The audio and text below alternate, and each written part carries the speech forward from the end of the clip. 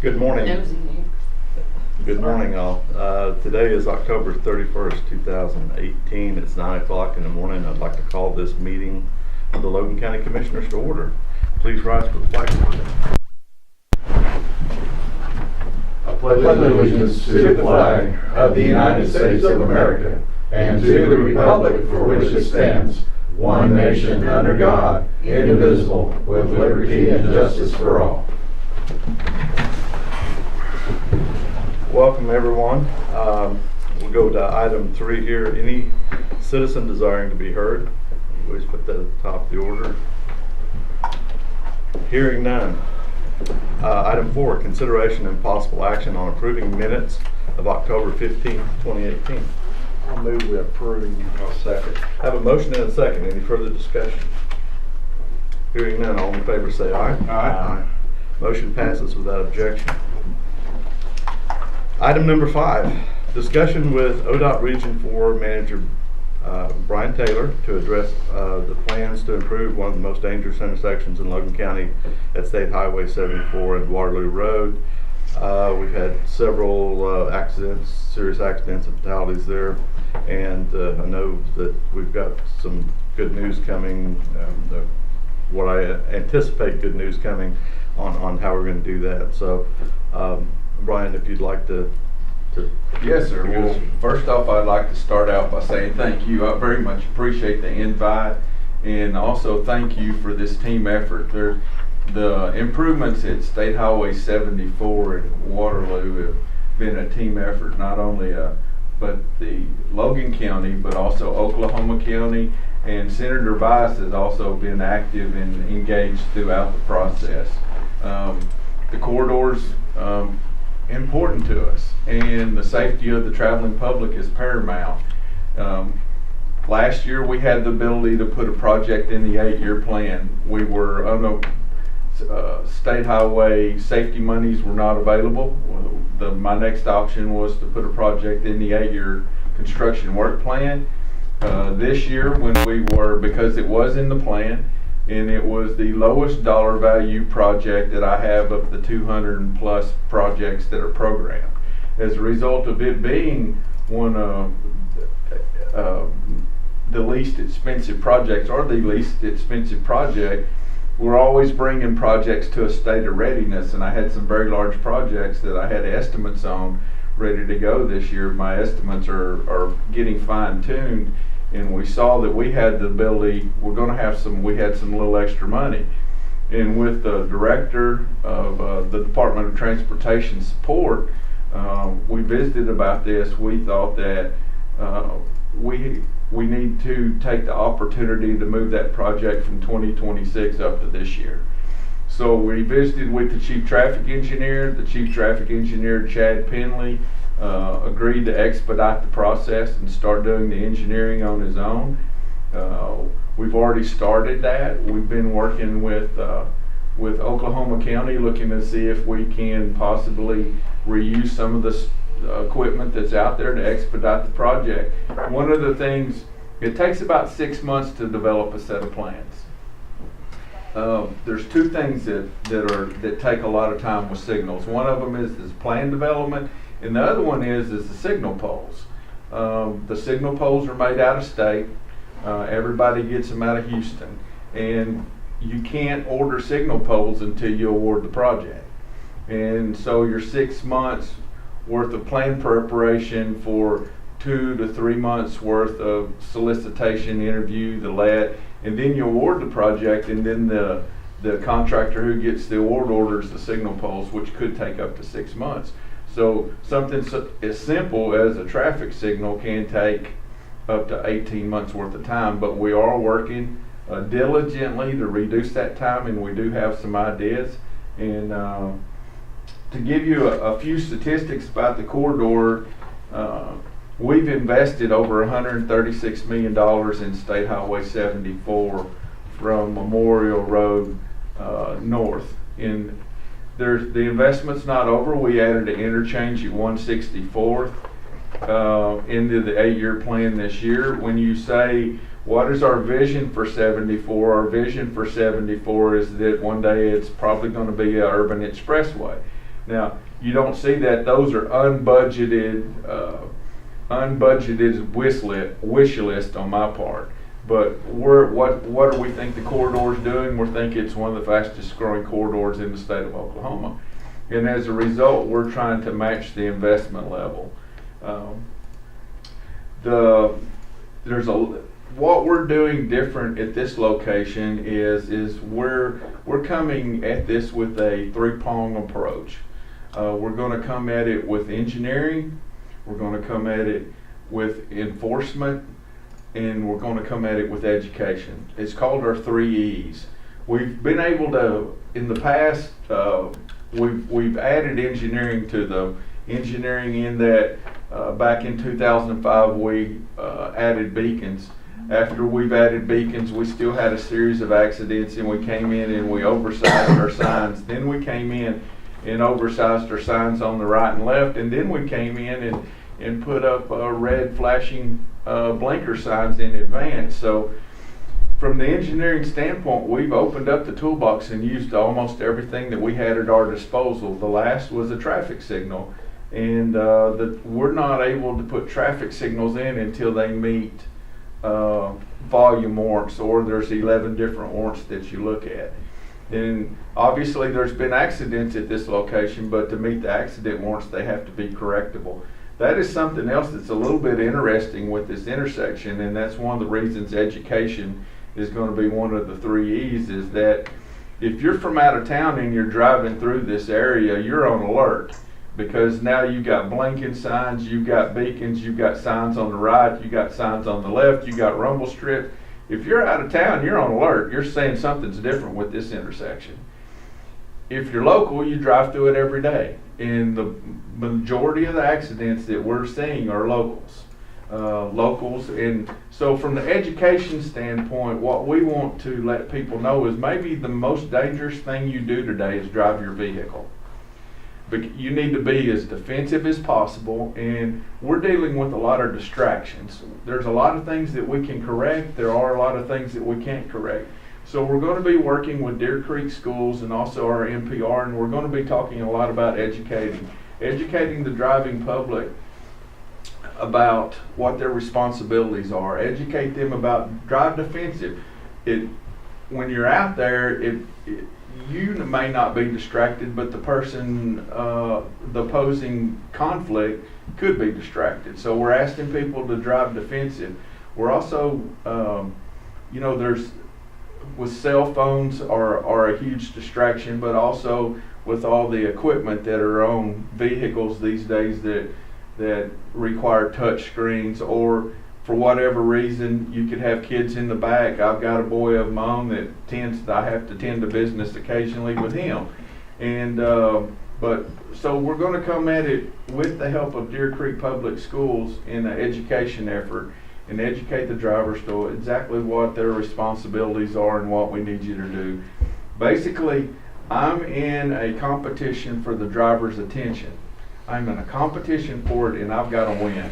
And it's getting harder and harder these days with all the distractions. So we have engineering, and we have education, and enforcement is the last. We need your help, we need Oklahoma County's help, and we need the Highway Patrol's help to enforce. What would you enforce? Obviously you enforce speeds, obviously you enforce people rolling through stop signs. We're going to need your help. One of the best ways to get people's attention is get in their pocketbook. Unfortunately, that's what you need to do. And when we have an intersection like this where we're having compliance issues, we're going to ask for everybody's help. But again, this is a team effort, and this wouldn't be possible without all the parties involved. And some of the data, there's 10,000 vehicles a day at Waterloo on 74, and there's about close to 3,000 vehicles a day using Waterloo, the side street. And we're going to look for ways to expedite this project, and any help or any information I can be, or if I can help you with it, or you have an idea, be happy to share it with me. I do think that we have the ability to beat the 18-month time frame. I know in our press release we said 2020. it would be my goal to see these signal lights put in 2019, and I think that is a possibility. Senator Bice is certainly interested in it, and she's played a very active role and is very engaged, and she's already asked us that very question. We've been working with Ron with Oklahoma County. Ron's got some good ideas that we're trying to implement. But I'm here today mostly to say thank you to you for your support and your interest in transportation, and obviously for your interest in the safety of the traveling public. Be happy to answer any questions. A couple of comments and observations. First of all, I really do appreciate taking the time to come visit with us about this really important safety issue in the county, both counties, Oklahoma County and Logan County. And we are working together diligently to help find solutions to that. The first question that I kind of have is, there seems to be a difference in how fatalities get recorded at that intersection, and between what the news media reports and what gets put in the official fatality list that's maintained by ODOT. Not throwing grapes or rotten fruit at you guys, but it seems to me that, I mean, we report 2 in the last 5 years, and the news media reports at least 4. That since I've been county commissioner, there's been 4 fatalities at that intersection. Maybe not exactly in that intersection, but caused by that intersection. And I'm wondering how does that, how do we account? I'll be more than happy to answer that. Sure, I'm curious. I'm not, like I said, not throwing rotten fruit. I'm just trying to figure it out. I think a lot of times, and we see this almost everywhere we go, that our data may not match, and one of the things that our fatalities almost always match, and one of the reasons why our fatalities almost always match is because OHP works all fatalities, and OHP turns in the records to us. So we as a county and as OHP, you're required to submit the accidents to an accident database, and you probably do that monthly or you do that quarterly. So that database that is shared between DPS and ourselves, that database is only as good as what's been reported. We feel really confident in our fatality reports. The number of collisions, if it's a collision and it's worked by the counties, we have some counties, and obviously I have some cities inside my division that don't report any. And it really hurts them, because when they call up and they tell me they have a problem, I immediately go to the database and look. And I use that database to look for trends. When I have a trend, when I see something, when I have a trend, I usually have a countermeasure that I can apply to fix that trend. So when I'm looking at, if I have a lot of rear end accidents or sideswipe accidents, I know I need to put in a left turn lane. If I'm having a lot of angle accidents, I know that a traffic signal would work if the volumes are high. So we use the database. All that information that takes so much time to record after an accident is used by us. And our data is only as good as the information we have. Sure. And so if it was reported, we have it. If it was not reported, we don't have it. And I will tell you that the first thing that the news reports generally is from a bystander that is out there and says, you know what, there's been 20 accidents out here, and we pull or report, and there's been 3 reported. Now, this is pretty standard for us. The main thing, and then when there are big discrepancies, we do contact the local law enforcement and ask them, where's our differences? And something else too is we record the number of collisions. Sometimes local law enforcement or local will tell you how many people were involved, as opposed to the number of collisions. We have the number of collisions, and we do track the number of persons involved in each collision, but we're reporting the number of collisions. Sometimes they may be reporting the number of folks involved. And so some of it is semantics, but I have really complete confidence in our data, with the exception of our data is usually no better than 6 months old. So the time that it gets recorded, sent to DPS, gets coded and gets to us, there can be incomplete data within a 6-month time period. So the last 2 fatalities that happened there may not be in the Those database are- yet. Those should be included, yes. Okay. In our data the data that I provided you with today is 5-year data. Uh-huh. So there's been 42 collisions in the past 5 years resulting in 2 fatalities is what I have. Right. So there was 2 fatality accidents. If there were multiple fatalities in one collision, then that could be the discrepancy in the numbers. Oh, I see. So you're reporting Number of collisions. number of collisions with fatalities. Yes, And if there's multiple fatalities in one collision, then, correct. okay. So we could have a school bus full of children get killed, and that would be. Now, there's different. I mean, you see where I'm going, okay, Yeah, I'm there's- trying to figure out, so it's a dangerous intersection. Yes, right? sir. And there have been, just from what I've been able to look, and again, this is on the internet, so it has to be true, right? Yes, sir. And, I understand. you know, with all that goes along with that.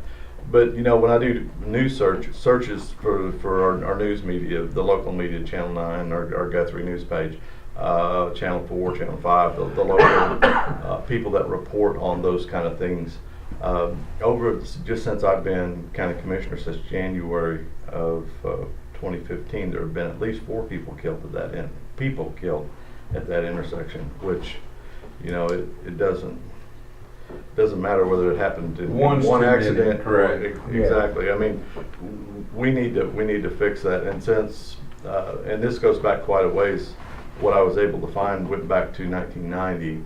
And since 1990, my total looked like there's been probably around a dozen people that have died at that intersection.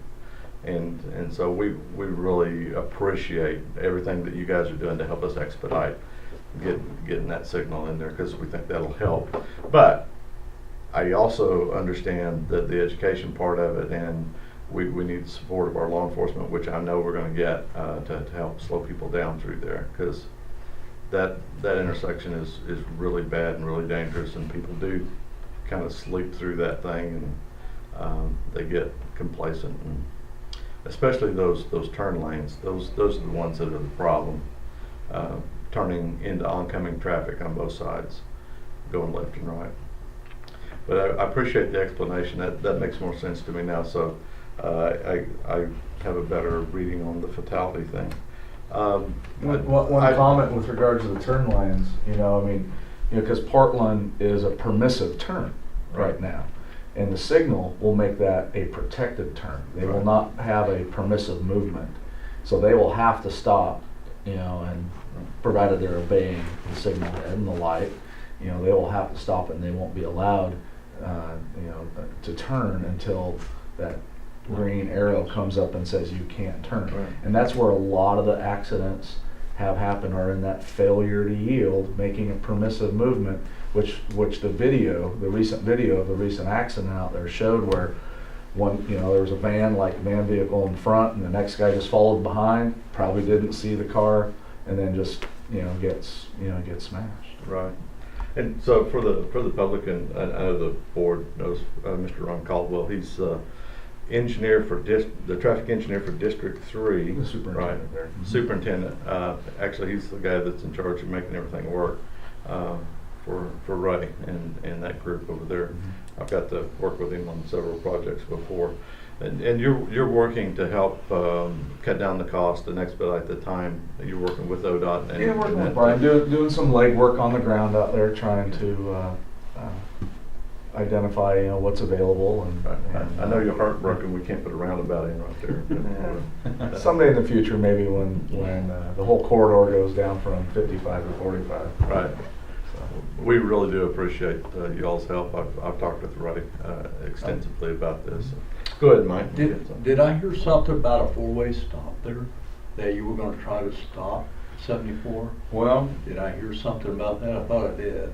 there has been Here a conversation, and the conversation's been just with the chief traffic engineer. today. Sure. And at this time, we're not looking at doing a 4-way stop before we do a signal. One of the reasons why you would consider it, and we're not considering it, is because it increases the learning curve. Yes. And there is a learning curve that's involved with traffic signals.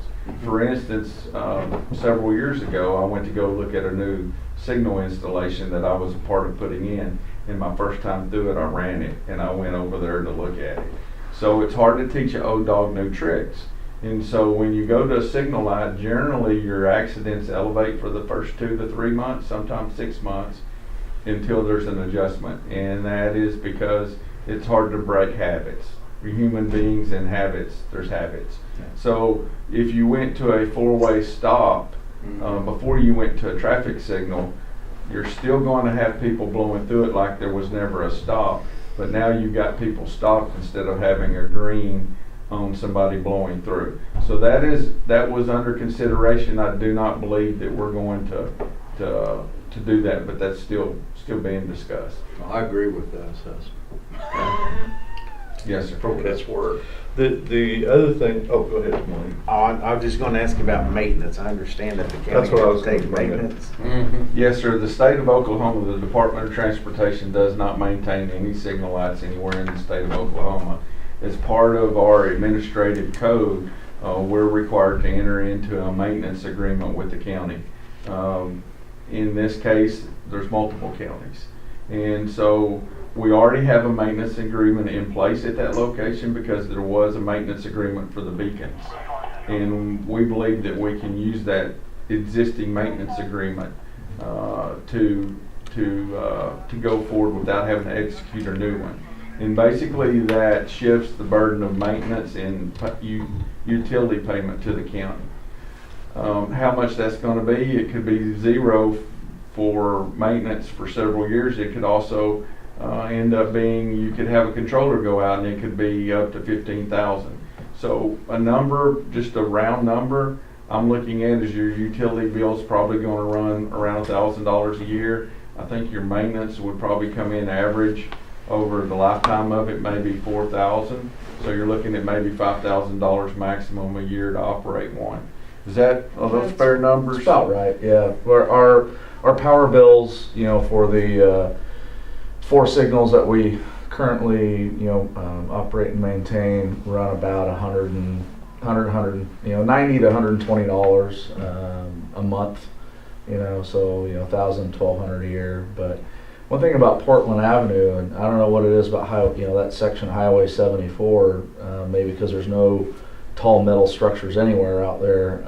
We deal with a lot of lightning hits. Knocking out bulbs and controllers and conflict monitors, and the power supply always goes out, so we put battery backup in there, and when the power goes out, the signals will go into a 4-way flash mode, and that's our indication that we need to go out and notify OG&E and get the power restored out there. In 4-way flash mode, the signals will usually operate for 2 to 4 days on the batteries alone. So and obviously when the power's out, the overhead illuminating lights will not work at nighttime. So we've agreed to install. It's not common practice, but we've agreed to install battery backups at this location. It's not a bad idea in rural locations. Typically most of the power out there is overhead power, so ice storm, tornado, whatever, lightning strike, those types of things. We're more than happy to add that as part of the project, which will be 100% financed by the Department of Transportation. So Brian, when you say administrative code, you mean department regulation? It would be Title 69 and then also Title 730. 730 would be the administrative code, and Title 69 would be the statute. Right. So the title excludes the Department of Transportation from that, or is that something that your regulation references as the ability to do that? I'm just kind of curious. It's both. Both of them are there. The same area that you operate under in the administrative code, we're in the same section. Right. And then in state statute, it calls out our responsibilities in those. Okay. All righty. So I'm good with all that. What we will need to do as a board, though, is come together in the next month or so with Oklahoma County and go over our interlocal cooperative agreement for the maintenance of that. Currently, I'll just announce the board. Currently, Oklahoma County is 100% responsible for all that the way it's written, and I'm sure they would like for us to have some skin in the game for having a light there. Well, I think we all kind of do too, but they've been pretty good about working with us on a really good cost share on fixing roads along Waterloo Road. It's not a 50-50 split, is what I'm getting at, and I think that we may be able to come to some agreement like that with them as well. Can I get a copy? Can you email me a copy of that agreement you have with ODOT? Oh, yeah, absolutely. Sure. I've got a copy. I can That's send it, it to Troy, and she can get it out to the board. There you go. Okay, yeah. Yeah, I think you sent it to me. I thought that I did, but. Yeah, you did. Yeah. Yeah. I can double check and make sure. That's where I knew that had happened. And, okay, I appreciate both of y'all coming here today. Not a problem. We don't have a decision on the agenda to talk about No, a cooperative agreement, and I wanted the other two members to understand what we need to do and have time to think about it before we start making decisions. This isn't like up at 23rd Street where they pass something out and say you got to vote on it right now. Yeah, we're not going to do that. Just discussion. I know there's future signals coming along Waterloo. One at Sooner Road for your district. There's been I've heard some grumblings about maybe one at Broadway or Coltrane. Yeah, Broadway's kind of a unique intersection. Yes, yeah, it was the drainage. I think Creek's kind of right near that one, and so anyway, but I'm not sure we have as many fatalities at Broadway, but no, we have a lot of fender benders there. Yeah, it's a four-way stop. Speeds are slow, and that's why the severity of the accidents aren't as high as they are at Waterloo 74. Anything else, Mike? Nah, just Waterloo, every intersection's a stop sign, seems like, so, it's hard to travel. Yeah. Mike? No, Level road. Let's go. Yeah, the good news for Level Road is we've got the railroad yard is finishing up. I believe he's poured the bridge deck, so we're probably waiting on the concrete to cure before we can do the approaches. And we've got a overlay schedule for it to let in February. Probably have a delayed start, so it'll be our early spring overlay, and we'll get that done for you. Excited about it, and glad to be a partner in it. So to wrap up, we're looking at the possibility of having the traffic signal there in late 2019, early 2020. That would be our goal and objective. We would like to beat the 2020 date that is in our bullets. Okay. And we believe that we have some ideas that we need to expand upon to make that happen. Okay. Thank you so much for coming and visiting with us. Thank you for the invite. Anything else? I have a question. Yes, ma'am. This is back to the four-way stop at 74 and Waterloo. In following what you said with the education and the learning curve, when you make a traffic change, it takes a little bit. If you were to do the four-way stop for the next year, would that not be your education process That could be part of for the the education. stoplight? The problem with the four-way stop at this location are the volumes are so much different. So you have 10,000 vehicles a day on 74 and 2,600 or close to 3,000, and that creates delay. And delay also creates poor decisions because people aren't willing to make that delay, or I say their gap acceptance changes. And it's a difference of, do we go through the education with a four-way stop, or do we go through the education with the traffic signal? Both of them were going to overwhelm the public with information as far as changeable message signs in advance, the big boards that we put out messages. It's going to be an education effort. At this time, the chief traffic engineer is not recommending a four-way stop prior to the signalization. And his main reason for that is there's such a big difference in volumes. And big trucks. There is big trucks. One comment about four-way stops on some of the counters that I use, you know, in the county. Our counters are digital. We pick up, you know, speed, volume, type, you know, and from some of that, based on where I set the counter just a little bit back from the stop bar, it helps me determine how bad the backup is during certain time segments, because I get 15-minute count reports and speed reports. It's pretty disturbing to see at 100 feet from the stop bar, vehicles going 65 miles an hour through a four-way stop at 3 o'clock in the afternoon. You know, when people do have line of sight and they don't want to stop, they don't. And that's a bad decision. And so the four-way stop sometimes can also give people on the side roads a false sense of security that vehicles are going to stop. Correct. So. Hey, can I get a quick update on the 105 engineering, when you think that would be coming?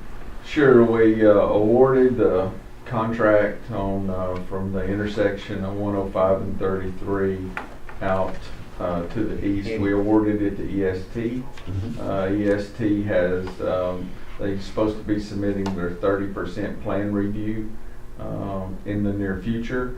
At that 30% plan review, if you're interested, I'll be more than happy to have you to the meeting and you can visit. You can. One of the interesting things we're doing is we're going to build a third lane or a center turn lane on 105 all the way out for about, I don't want to misspeak, but I'm thinking it's between 1 mile and 2 miles. And once you get out of the heavy residential area that exists now, we're going to transition back into a 2-lane with full shoulders. There will be some vertical corrections, but this job stops just short of hitting the big hills. Now, the nice thing about that area is we recently completed an overlay, Haskell Lemon overlaid 105. Appreciate that. Through the county. I was really pleased with the work. So we're trying to invest in 105 is one of those surprises to me when I first got here. I wouldn't have told you that it carried as much traffic as it carries. And much to my surprise, that area is another area that's developing really fast. Yes, sir. And I'm glad that we were able to get something into the program to address that growth. Yes, sir. That would be post road. Yes, sir. Is what it's done. So we're looking forward to that, and I would be it would be much appreciated if I could attend. We will make sure you're on the invite list. Yeah, because Yes, sir. people are constantly hitting me up Yeah. about that intersection. Well, it's something to be excited about. Yes, As sir. part of that project, we're also going to signalize that Yes, sir. intersection. Yes, sir. Add some nice left turn lanes and, Yes, sir. yes, sir. It'll be nice once it's done. Yes. We're not, by no means, we're a small state, but we're a big state highway wise. Yes, sir. We're about 27th in population, but we're between California and Florida in the number of miles that we maintain. Mm-hmm. As a result, it's hard for a population our size to support a transportation system our size. It takes us a while, but we have the 8-year construction work plan is a data-driven process. It's not political. Our data drives it, and that's what's nice about it. Is we look at those accidents, we look at traffic volumes, we look at the geometrics, we look at percent trucks. All that factors into, and it helps me because the next town I go to speak at, they're keeping score too, and so they want to know where they are. And I have to be able to defend every project in that plan. And I can easily defend 105. I bet you can. Monty maintains as many road miles as Vermont. There you go. Okay, so There I you just go. thought I'd throw that in. More than you guys.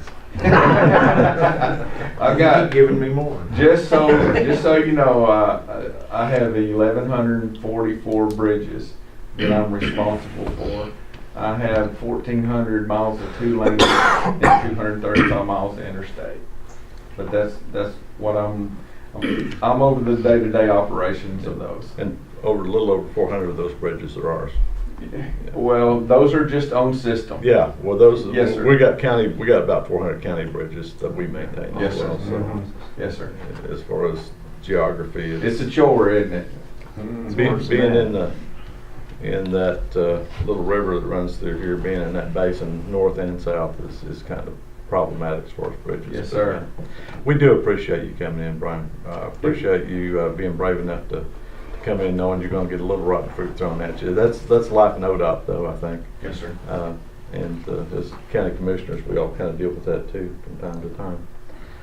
Again, thank you all for your help, and we'll schedule a meeting to talk about Something in the future. interlocal cooperative on maintaining that signal. We can probably include it, with our annual, mutual cooperation agreements that we do. Okay. We can just amend that.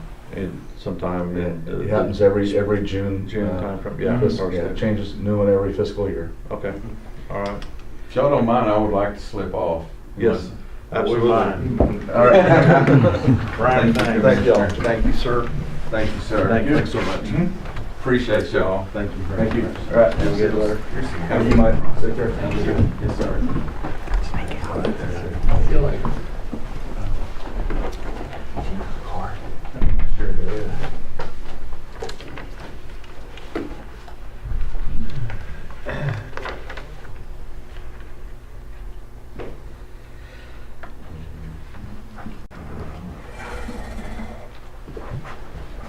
I'll head out. Yeah, I'll move on to item 6, but he's tied up over there. I'll just make a motion on it. Yeah. Okay. Perfect, thank you, sir. I'm sure he didn't do anything. Yeah, thanks, Brian. We really Yeah. appreciate your help on this. You bet. Y'all holler if I can help. I'm sure you went to a luncheon or two. Went to a luncheon or two, probably. Yeah. Well, I'm sure he did do that. Speaking of accounting for lunches, item 6, consideration of possible action to review the bi-monthly report of David Ball, Emergency Management Director. There's just some highlights for your reference for the last couple of months. So one of the upsides of all the rain we've had that's caused all the mud roads and all the nasty phone calls that we get because of that is we haven't had any fires to speak of. Yeah. Yet. Not to mention our aquifer finally getting some recharge. Yes. Mm-hmm. Good timing with the fire chief leaving to bring that up. Yeah. He would probably throw something at me for saying that. Don't want to jinx it. But we have had an exceptionally wet fall, and going into winter, they say it's supposed to be one of the wetter winters this winter too, so hopefully that'll keep the wildfires down. David, I got a question on this. Who's the new Crescent Emergency Management? Andy Stevens, the police chief for Crescent, was appointed their Crescent EM. It was their former assistant city manager, Dave Andrea, was it? And Andy contacted me and kind of sit down. He's got a lot on his plate, but he'll do good. He'll do good. And if I may, I see here you met with the AT&T reps about our FirstNet phone upgrade. Yes, sir. Well, how did that? That went well, and I have switched for me. I don't want to speak for anybody else. I believe they have talked with Damon at the sheriff's office. I know they have talked with most, if not all, of our rural county fire departments about upgrading. But I went ahead and converted it. It will help me. One of my big deals, I had an extremely hard time getting anybody from AT&T to either call me back to upgrade my county phone that was like a 4, and I was having difficulty with it. With the FirstNet, I was able to get it upgraded, which was a blessing. But I think FirstNet is going to be a good thing Mhm. for us. I don't have any indication it's not, so I went ahead and upgraded with them. David, could you kind of explain what FirstNet is? So FirstNet is a deal. It originated back from the 911 bombing. So FirstNet is geared towards first responders. So if we have a big event, AT&T is the Oklahoma, the national designated cell phone company. If we have a big event, Okay, you're talking about cell phones. cell phones, yes, it's just on the cell phones. Right. If you have a big event, theoretically, if you're on FirstNet, you will always have service. You as Troy, as an individual person, if we had a big tornado that comes through, if you're on FirstNet, you're supposed to have priority on the cell service. Now there's always that possibility of if it's a large enough event and you lose 5 towers, it's going to take them some time. It's going to take AT&T some time to put in temporary towers. But there's AT&T has designated a cow on wheels truck, which is a cellular device that's supposed to stay in Oklahoma all the time. So if there is an event somewhere, and I don't know if that's in Oklahoma City or Tulsa, I don't know where it's staged at, but they have equipment in the state that's always supposed to be here. So in an event, but it's supposed to, all the first responders are supposed to give you priority on the towers. So when you really need to use your phone, it'll work instead of you get a busy signal or all circuits are busy, please try to call later. And I can attest to, during the Murrah bombing, as the Director of Information Management for the Oklahoma Military Department, we lost all cell phones, all the ability to use cell phones because that system was just jammed. Everybody picked up their cell phone. They were fairly new at that time, right, the cell technology, but everybody picked up their cell phone and try and call, find out if somebody was okay. And just by doing that, that flooded the system, and it's kind of like a denial of service attack on a computer network. It just got so many calls coming in, it couldn't handle them all and shut it down. And it doesn't always have to be a bad event. I know here when Guthrie hosted Mumford & Son, like 4 years ago or whatever, that Saturday night, Right. you had a very difficult time making or receiving a cell phone call. I heard that the self-service in Stillwater almost shut down after the football game. Just gonna put that out. Chairman, would this be an appropriate time to ask about, have we had any verbiage on when our PSAP will be turned up by AT&T, just waiting for AT&T to get out here and do their thing? Are they? Yeah, about a month ago, I received an email from them that they're waiting on some connectivity piece from AT&T. 911 has our system set up, doing test calls and confirming everything's working, but until AT&T gets us that part, we're still waiting. Do we have any kind of No time. No, sir. date? Is there something that we as a board or one of us could do as far as maybe helping them along, or are we just stuck in AT&T land? I think we're stuck in AT&T land. Yeah. Last I heard from the 911 people is they had assigned somebody at ACOG to walk the paperwork through. And again, that was a month ago, so I don't know how long that walk is, but we're still waiting. Okay. Well, now I know who to follow up with.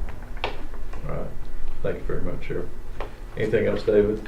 Board? Anything else, Mike? I move we approve.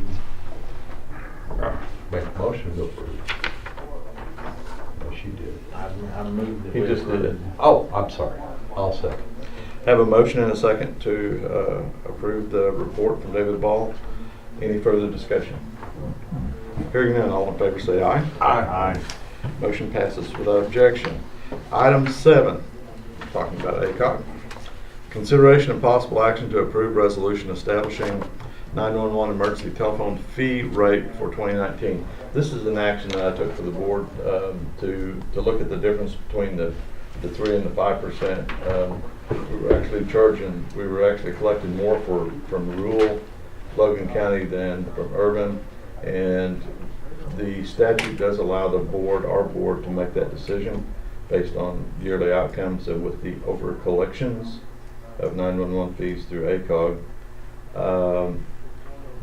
because they remit hundreds of thousands of dollars back to PSAPs, then we can afford to drop that down. I talked with the folks at ACOG, and they said that that would not affect the collections that much. So I move that we make the entire county 3% and drop the 5% from the rural. That will save some funds for people that live in rural Logan County. I'll second. Have a motion and a second. Any further discussion? Hearing none, all in favor say aye. Aye. Thank you, gentlemen. All right, item 7, following that, consideration of possible action to approve resolution assigning 911 fees to 911 ACOG. Yearly, usually in June, July, we get this, but this was delayed because the research needed for this other resolution. And basically, this gives ACOG control of our 911 funds collected in the unincorporated areas of Logan County for fiscal year up to June of 2019. I'll make the motion. I'll second. I have a motion and a second. I'd like to mention one other thing. This allows us to stay in the, doing this is a requirement for us to stay in the ACOG 911 system, which Yeah. is, they're the ones that are trying to get the AT&T lines put in over the sheriff to establish that PSAP over there. So, anyway, all in favor say aye. Aye. Aye. Motion passes without objection. Okay. Item 9. Consideration of possible action to approve resolution accepting $122,397 from Highland Trails Homeowners Association pursuant to interlocal agreement approved on July 15, 2018. We approved that interlocal agreement contingent upon receiving the donation of funds from that homeowners association. This allowed us to go in as a county and do work on a what's considered a privately maintained road, right, without accepting responsibility for those roads in perpetuity. I'll make a motion to approve. Second. Have a motion and a second. Any further discussion? Hearing none, all in favor say aye. Aye. Aye. Motion passes without objection.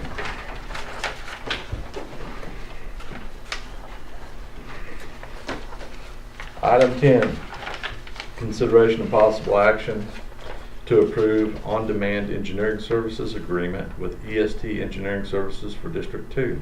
Mike? Can Yes, this is the Safe Routes to Schools. I've decided to employ EST as the engineer for this, and so they need an agreement in order to be able to proceed. Safe route for school. Yes, it's for a sidewalk for the new school over Okay. at Tar Oak Hills. Okay, great.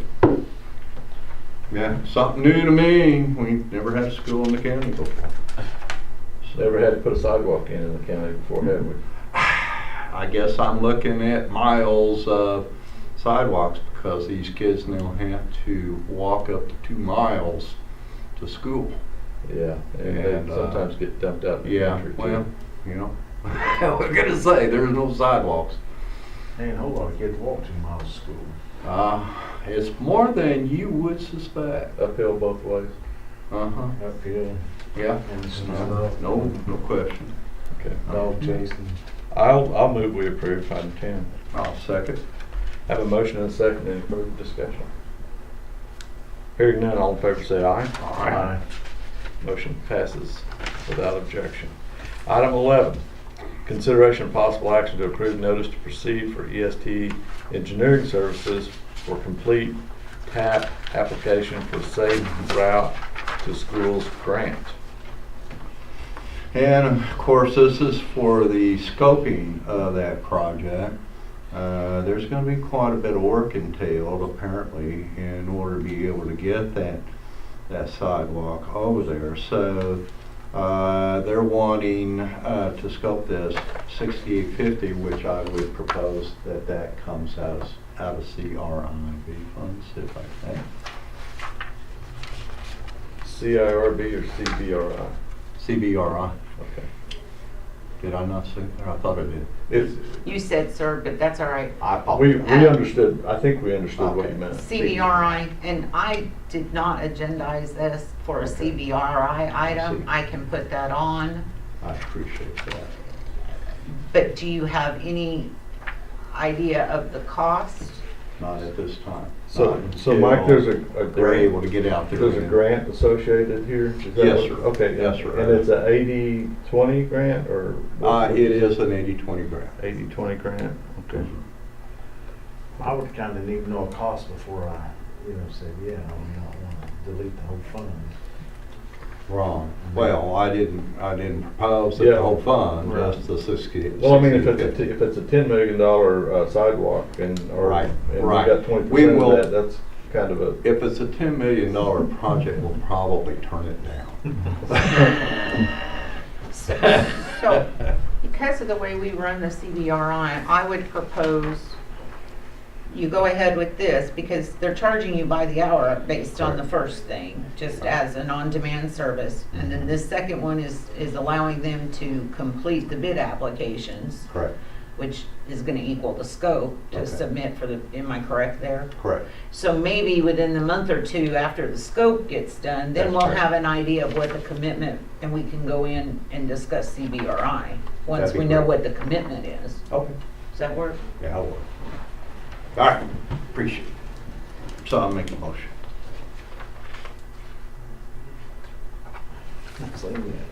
I'll second, Mike. have a motion and a second. Any further discussion? Hearing none, all in favor say aye. Aye. Motion passes unanimously.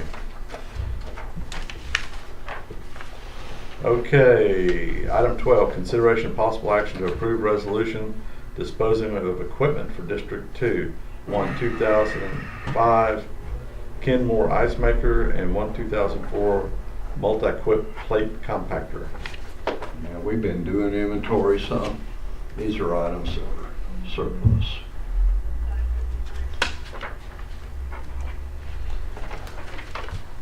I'll make a motion to approve. Second.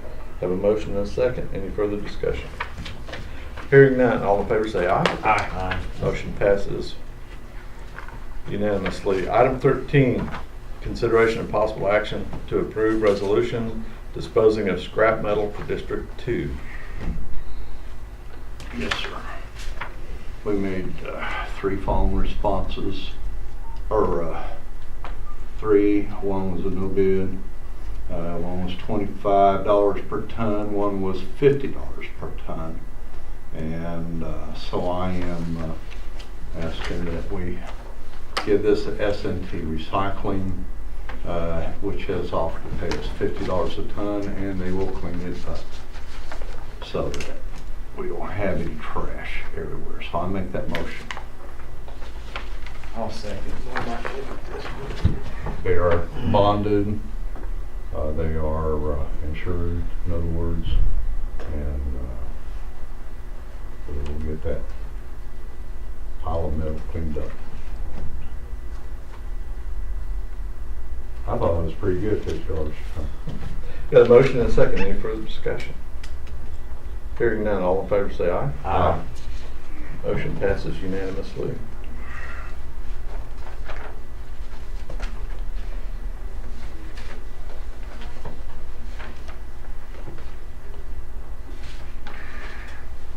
Looks like my scrap pile, Mike. You sure you didn't take pictures of mine? I need to get rid of ours too, so we're gonna be probably sending it out to the same group. Hopefully that's the before picture, and we'll get an after picture. There you go. Whatever. Okay, item 14, consideration and possible action to approve detention transportation claim in the amount of $1,430.28 for September 2018. I'll make a motion to approve. Second. Have a motion and a second. Any further discussion? Hearing none, all in favor say aye. Aye. Motion passes unanimously. Item 15, consideration of possible action to appoint James C. Hogan to the Cashion EMS Board. We've been advertising, and we will have 2 vacancies on that board before we move to possibly appoint this person. And we'll still have another vacancy, but looking at Mr. Hogan's qualifications, they're medical type person, he's got medical experience, that kind of stuff, and wants to sit on the board. We have 2 in Logan County that are supposed to sit on that board. And again, we've been short 1 ever since I've been a commissioner. Had problems trying to find somebody to fill that. I'll move we approve. Second. Have a motion and a second. Any further discussion? Hearing none, all in favor say aye. Aye. Motion passes unanimously. Consideration of possible action on resolution appointing requisitioning officers for various accounts. We have none for 16, none for 17, and none for 18. 23. None for 23, kind of jumped ahead of me there. but Well, that was just getting that one out of the way. I'll as get it, well. I'll get it marked. 23 is off. Okay, item 18, consideration of possible action on approving the following temporary road crossing permits for Brickland Fast Line and Terra Oil Field Services. And there's a bunch of them. I'm not going to read them. If the public wants a shot of them. there I they are. studied them last night. Okay. Well, I knew there was going to be a test. Yes. Okay. Yes, sir. I've had lots of troubles with these.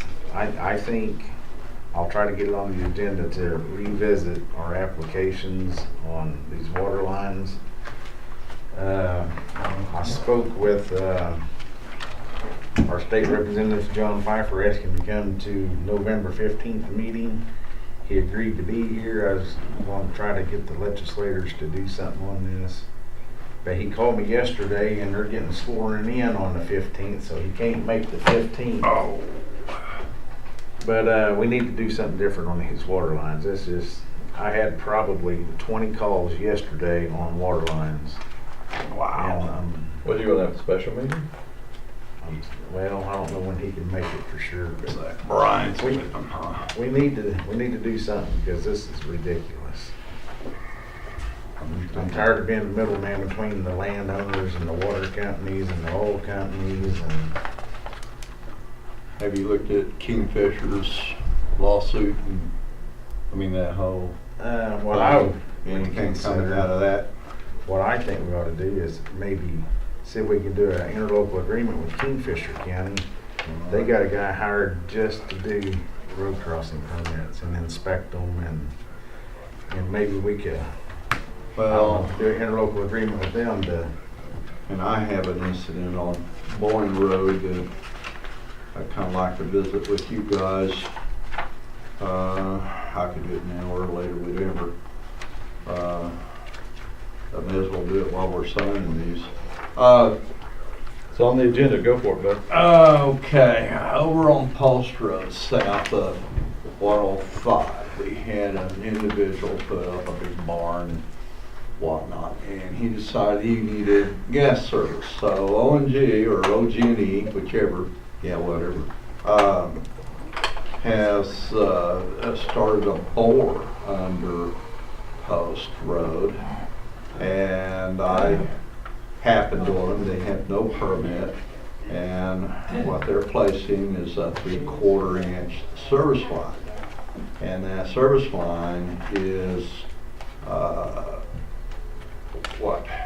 he told me anyhow that they had it at 3'9" under the middle of the road, and we're shooting for 3.5 feet in the bar ditches. And so when I told them they didn't have a permit for that, they ceased operations. Well, my question is this is a small service line, and our permits currently require 6 feet, which is fine. It will take more up of individuals' yards in order to be able to do that bore, because you've got to slant that bore machine in there to get it down 6 feet. So do we want to hold their feet to the fire when it comes to service lines, add that $300 onto an individual's cost, is what I'm asking. Or do we just let them go ahead and put service lines underneath our roads and not necessarily know how deep they are? Well, I think if we do that, if we just, succumb to whatever they want to do, we're going to end up with, like we have with phone lines, where Yes, sir. you're grading and you hit a phone line in the middle of the road, going down the middle of the road, it shouldn't even be there. Right. We don't want to be grading gas lines up. Oh, yeah, no question about that one. And I so don't know, Lonnie, what that's, do you think? Well, on a service line, is that not a public utility? it is a public utility. We don't charge public utilities for road crossings anyway. No, but they're supposed to follow Yeah, I mean, they still gotta follow the rules, but Right. and apply for a permit, right? So it wouldn't cost them the $300 for the permit, is what you're that's saying? what I'm saying. Okay, I think you're correct on that. I did not say anything about that too. Oh, Go public ahead. utilities, under the law, are allowed to lay their lines in the right of way or under the county roads. We can't stop them. They do not pay the fee. They're exempt as a public utility. ONG are very, very good about filing the permit forms, so you know where these things are happening. But I don't know if their exemption goes to the point of whether they're still required to do the permit. ONG, it's odd to me that they would be putting in this line, because they are so good about filing permits. Yes, they are. So something there just seems a little out of whack to me anyway. That's just not their standard operating procedure, but there would be we cannot charge them a fee for doing the permit, Mhm. and we cannot stop them from laying lines. No. So I would submit it really does need to be 6 feet deep. I don't think it would necessarily for that area. I don't see where we're gonna go, where that could necessarily happen in the future, but So Troy, I'm not in the future, so. even though, we can't say yes or no because they're a public utility, we can tell them that they need to be a certain depth. I think that title, what is it, 61, 69, would still allow that. I just recently was reading some AG's opinions that involved this information, and No. so Oh, wow. I'm trying to, Research. they're still on my desk. I will double check when I get back to the office and Okay. see if their exemption exempts them from any and all following rules or what, because those are actually on my desk. Okay. Okay. And Monty, you were talking about playing referee between the landowners and the people wanting the temporary. What kind of issues are you Well, having I to mean, deal with? there's landowners that don't want that water line laying down their property, and they actually own the land to the middle of the road is their Right. point, and I agree with them. Uh, I think what Kingfisher County has went to is for these water companies to lay a water line down the county road, they want written permission from the landowners, and then the application, then they take it from there. mhm. And I just think that would be a pretty good practice, because 9 times out of 10, I ask them, well, have you talked to landowners? Yeah, they don't care, blah, blah, blah. And the landowner doesn't know anything about Then they it. lay the water line, and then the landowner's ringing my phone off the hook. I had about 63 phone calls on my cell phone yesterday, with 60% of them being on this water line. Does Max Fairchild want to?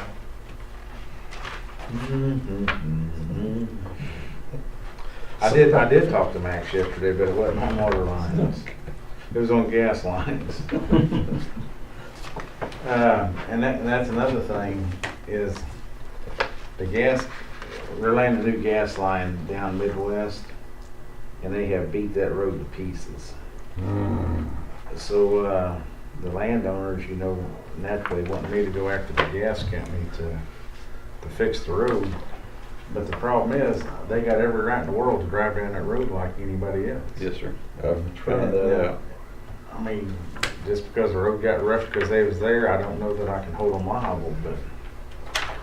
And that was the idea when they do the crossings permits, that they'll get some gravel on there because we know that all those vehicles in there tear the road up. But that's not sufficient when they're going parallel to the road, correct? And what do you do?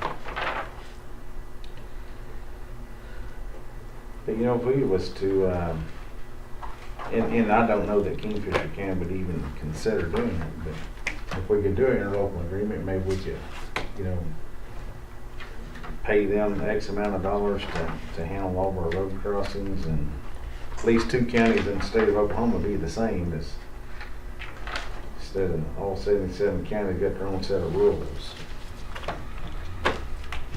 And the law says we can charge what the actual cost, so if we was paying somebody, we could just add that to the fee.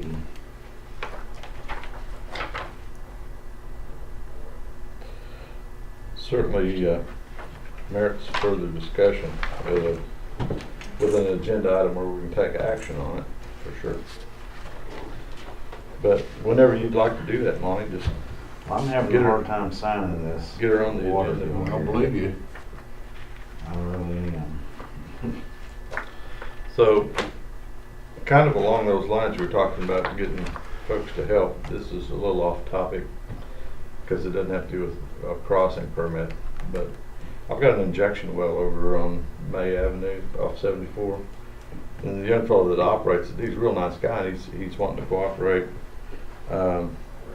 He's even volunteered to loan the county 2 belly dump trucks and drivers to go get shale from the shale pit over in Kingfisher County, if we'll furnish the shale, and bring it over and spread it on the road, and then we would finish up. But he's volunteered to the county to use 2 of his trucks and truck drivers to haul shale. And it's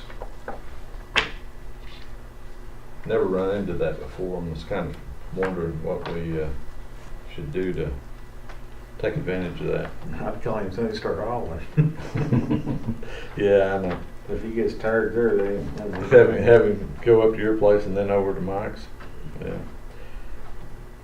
Is there any kind of written agreement we need to get into with that? I would think for liability issues, we probably would have to have something. Right. Would they be using county's front end loader, I would assume, the drivers, or? Well, yeah, County at the loader? at the shale pit, they would be loaded by the county and I see, okay. hauling shale over Yeah. that Short we run. purchased over there that we've mined, like you guys do. Mhm. That'd be fairly short run for them. Yep. It would rebuild the mile of road pretty quickly too.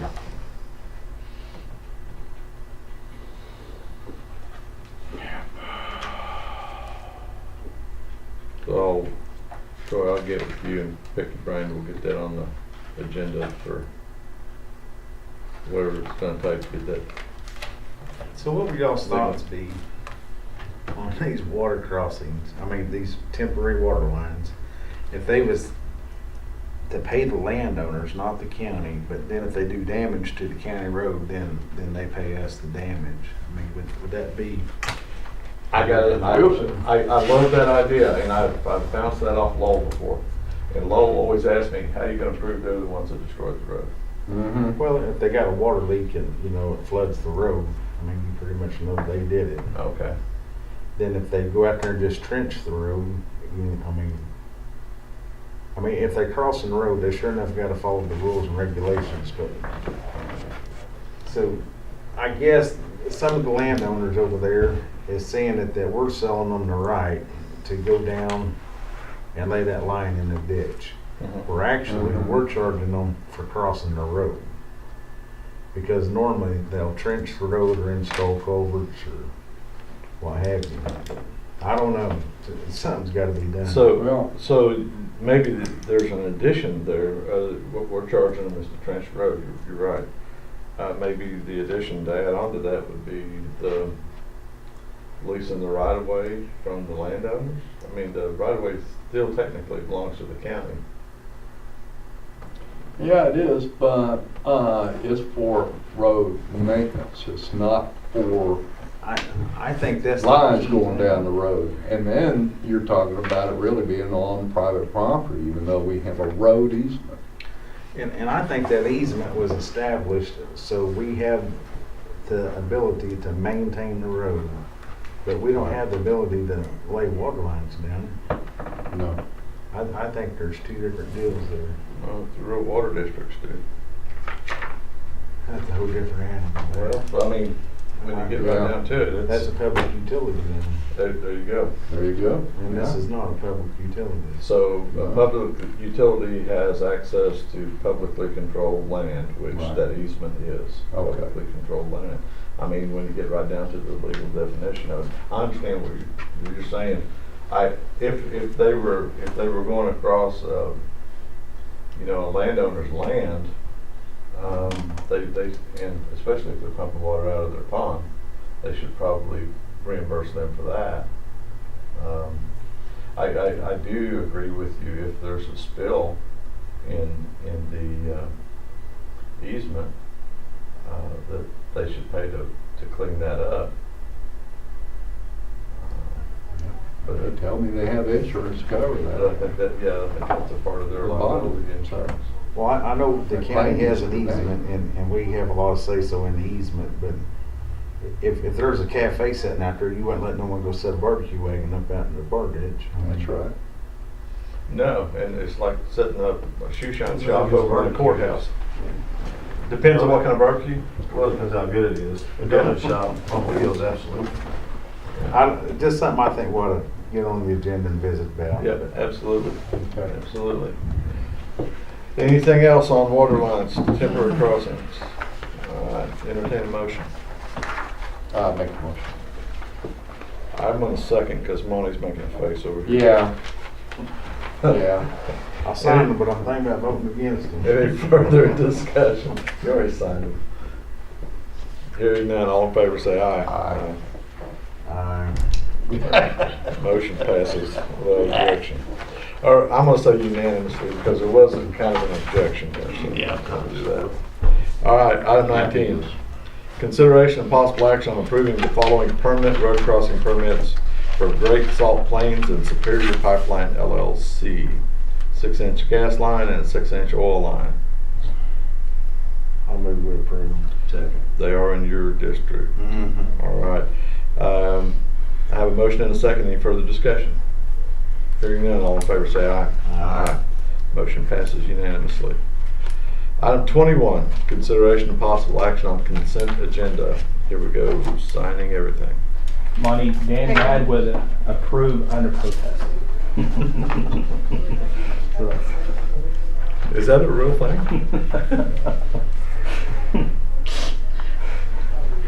At certain boards it is.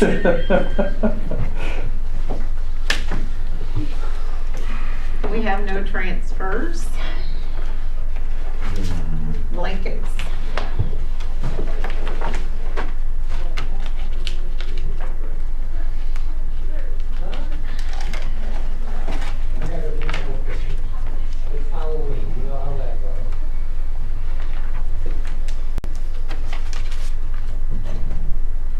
There is a gas company out here doing some pipeline work that goes by Max Fairchild. They're, boy, they are, I mean, they're just beating the thunder out of them roads out there. We're gonna have to do something. All right. Yeah, Brian was talking about that too. Just making the roads up.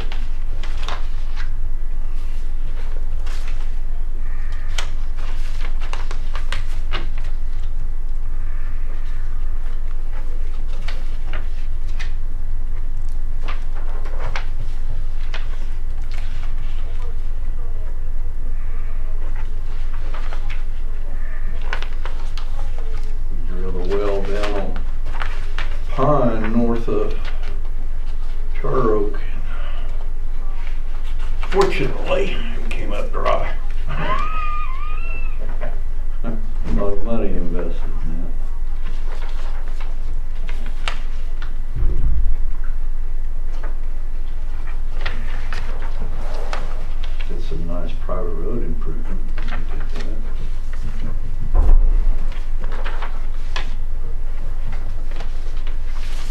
Troy, how's Raymond working? And good.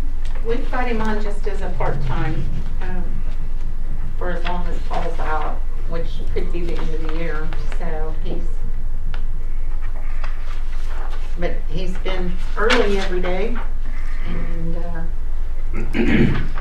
it's helped out a lot. I think he was very appreciative to hear that he had came with a decent recommendation to go there.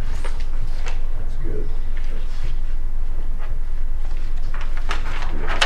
Really pleased with I did not know that he was a wood worker by trade. It's like, all this time, we should have been that. I forgot about that. He's a what by trade? a woodworker. So got cabinets, that kind of stuff. So we may find some extra little stuff to Yeah, do. he's pretty excited today was payday. Oh, He's yeah. like, he's paid. We'll see about tomorrow. If he shows up having to pay that. Yeah, but when you're only working 4 hours a day, Yeah, that's but- gonna make for not that big a check, but It's a good start. it is. It was a good place to acclimate.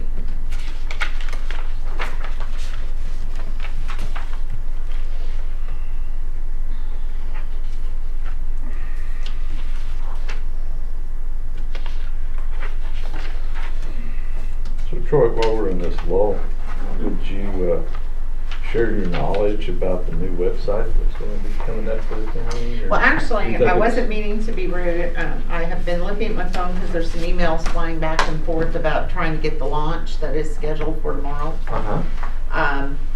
So months ago, all the county officers, we had a big meeting and decided to spread our wings and actually have built a new county website.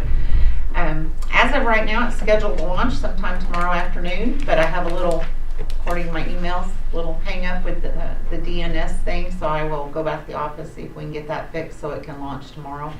There's a lot of changes still coming to it, but there's been a lot of changes been made to make it ready to launch. And so, but yeah, the website address won't change. It'll stay logancountyok.com. Looks awesome. And It's pretty cool. we've been I think that's just the chairman. trying real hard to get it updated and ready for launch. So hopefully, if it has to push out, it may push out till next week, but I'm hoping I can get this fixed this afternoon.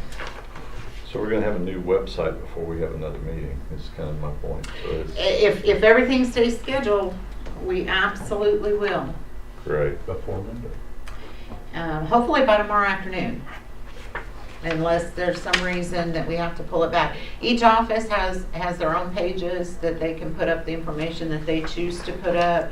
Agendas and minutes for all the boards, they'll be up and easily accessible. So I think we've got some other things that haven't been on the old site has served its purpose. It's just, it was never updated well, and the layout on it is very friendly, and this new site the company specializes in government websites, which makes us now compliant with the ADA laws that are required for governmental websites. Be a good place for public notices instead of, Pardon me? be a good place for public notices instead of paying for Yeah, it. and where are you at with the part 2 of that Civic Plus deal? We haven't had much ground on it. I think they're focusing on the On website at this. this point, and we're gonna roll out the iPod stuff, the public notification stuff. Okay. Yeah, we're done with I'll consent. move we approve the consent agenda items. I second. Have a motion and a second. Any further discussion? Hearing none, all in favor say aye. Aye. Motion passes unanimously. Item 22, consideration of possible action on approving claims for payment for October 2018. Boy. While we're talking about claims for payment, payment to the county for state highway funds, we get any idea on what happened to the gross production collections, back in, what, 2 months ago? August, that we're getting in November, or not getting in November, so to speak? Sherry made a lot of phone calls to OTC and got pushed from this person to that person to this person, and it all resulted in no answer. So we don't know why claims, or why payment for gross production went from averaging around $100,000 a month to $25,000. It dropped $80,000 from one $80,000. month to the next. Yeah. And that is not right. And I went back and looked at the months. I mean, we would see drops, 5,000, whatever, but 80,000 at once, I no. And we can't seem to get an answer, so. Has it ever dropped to 20,000? I mean. Not that I haven't gone back all that far, but not that I have seen, I mean, so. when you and I talked about it, we first discussed the possibility of a collection, a collection for an overpayment or for a refund. But nobody's fessing up to any of that, huh? No. Maybe Pfeiffer could figure that out. Someone needs to figure it out. No question. Because you can't tell me gross production, they're going more now than they have ever. It went down $80,000 in Right. 1 month. Right. Unless they just quit sending the oil in. I mean, and I can't believe them producers sit there and. Hold it all?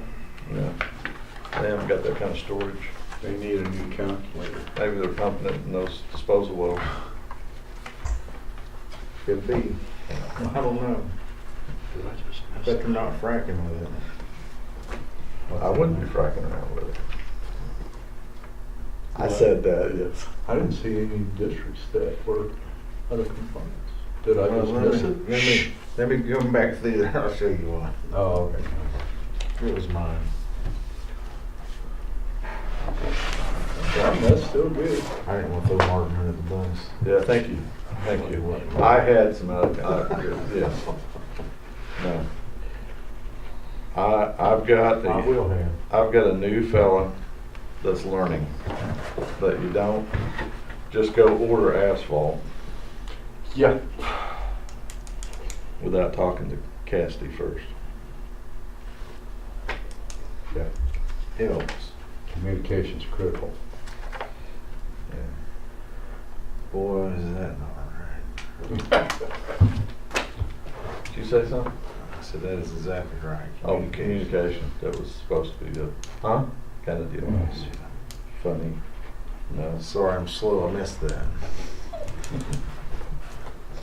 Yeah. Got one on me there. Uh-huh. Okay, got it. I'll make a motion we approve the claims. Have a motion and a second. Any further discussion? Hearing none. All in favor say aye. Aye. Motion is approved. Nothing for 23. Thank you. Item 24. Any citizen desiring to be heard? Hearing none. Item 25. Comments, announcements, questions by the Board of County Commissioners. Mike? The only thing I had was that line. And we already discussed that. That OG&E line. Okay. Thank you, sir. And we did discuss that. So. Monty? Water transfer companies are driving me crazy. We gotta get something done. Just let us know when you want to put it on the agenda, sir. I'll visit with a few people and we'll get it And done. if we need to have a special meeting, we'll for sure do that. Okay, I have a couple items. One, I got an email from the sheriff, and we were discussing trying to figure out what the speed limit was supposed to be on Academy going south. And I mean, we just repaved that. And of course, it's anytime you pave a road, everybody thinks it's like 100-mile-an-hour speed limit. Right. When it goes from dirt road to paved road, everybody wants the speed. So originally, apparently there was a 35-mile-an-hour sign out there somewhere. That's what the homeowner's saying. I'm kind of wondering is, other than trying to go back through the minutes and trying to figure out when and if we approve those, do we have anything that kind of puts all the speed limits for county roads in one Not spot? separated by that way. Yeah, I didn't. However, we do have a resolution in place and adopted to mirror off the state that any unmarked, so you said there might have been a sign there at once upon a time, but unmarked roads are 45 mile an hour. Right. My concern is if a previous board had taken an action to reduce the speed to 35, and the sign falls down, and we say, okay, it reverts back to 45, that's kind of not what it is. I can do a quick search and see what I can find. Okay. What do you want it to be? I want it to be 20. The resolution. Well, I was gonna say, in all honesty, But that's a new against resolution. statutes, because there's not a school zone there, so I can't really make it 20. A new resolution would 35, I think, is supersede what- anything that had been placed before, so that might be your easiest fix, is to do a resolution to establish Just do it. the speed limit for that area. We can certainly do that, and Damon, if you guys want to have some input I on know. what the limit should be there. After going out there, when you get off of Southwest 19th going south, you've got some somewhat heavily populated areas. Right. And then it kind of thins out. So I don't know if we want to, I don't know what the county's idea is of making it 35 to a 45, or 45 to a 35, or if you just say 45 the whole way. Typically the way that I recommend speed limit signs is you always go 10 miles under what you want the traffic to go. Absolutely, yeah. I mean, that's kind of my, so if we're looking at a 45 mile an hour speed limit, acceptable out there, we need to make it 35. I agree. We're talking academy between what and what? Between 19th and, Seward? no, it's the second mile down there. Second mile off of Highway 33. So you got industrial, it's not camp. Prairie Grove. Prairie Grove, it's Prairie Grove. Yeah, down to Prairie Grove. So it's almost 2 miles. I kind of gauge when I wanted to go down to 35, how many driveways do I have coming out there into that mile section? The more residential it is, the more liable I am to say, Right. hey, we need to make this a 35. Well, that's what Damon said. About a mile down that road, there's a lot of heavily, lots of driveways. Lots of driveways. Yeah. But after about a mile and a quarter, it gets more into rural, and Well, maybe you could do the limit for the 1 mile Yeah. at 35, and then the next mile, bring it back up to 45. So, Mhm. Damon, if you don't mind, if you want to assign a deputy to chat with us about that, or if you want Work it to, out. yeah, we'll go with whatever you guys want to do. The next thing I have on my list is something very important, and I need to get it settled because I get about 10 calls a day on it. And it's the sheriff's fault, because the sheriff told this guy we could do this. And that's put a shoe shine chair inside the courthouse. I did not. I know you did. I'm just, you told him the same thing I told him. When he called me, I said, well, I personally don't have a problem with it, right? But how do we tell the next guy that wants to set up a shoe shine chair right next to you and operate another business, or a guy that wants to operate a tie cleaning service, or whatever, in the courthouse, that wants to operate a business in the courthouse? How do we regulate that? How do we differentiate that? How do we determine? I think the easiest way is don't let anybody. Well, that's kind of where we're at, where I was at too. It's set up to do business, the county business, and not a shoe sign or barbecue or what have you. Although I like the barbecue thing. You're right. I do remember when Roy Dobson, who was one of my residents, set up a table and a chair and everything in the main hallway. He had, however, basically for a First Amendment thing that he was doing, he was harassing the county commissioners at that time were over there. And he tried to get him out of there, is my understanding. And I'm sorry, he's part of the public and he had a right to be there, and by golly, that's where he was ready to take him to court and everything. But I think we let him.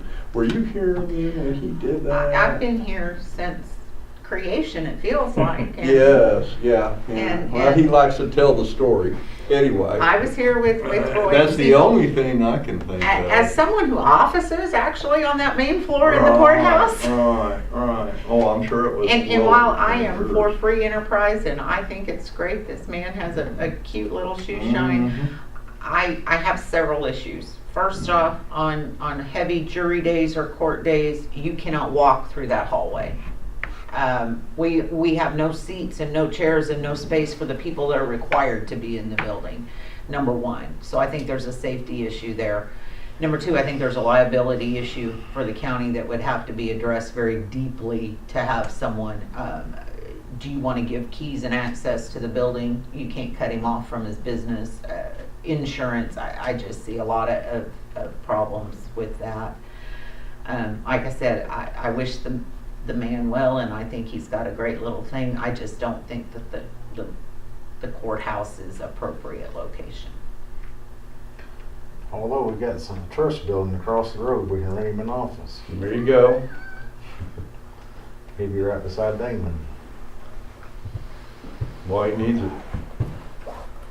I'd like to, I mean, I think it'd be a pretty neat deal, but. Yeah, I'm with you there. I just, if you let one, you gotta let them all, and And that's the next thing. How do you? we just can't do it.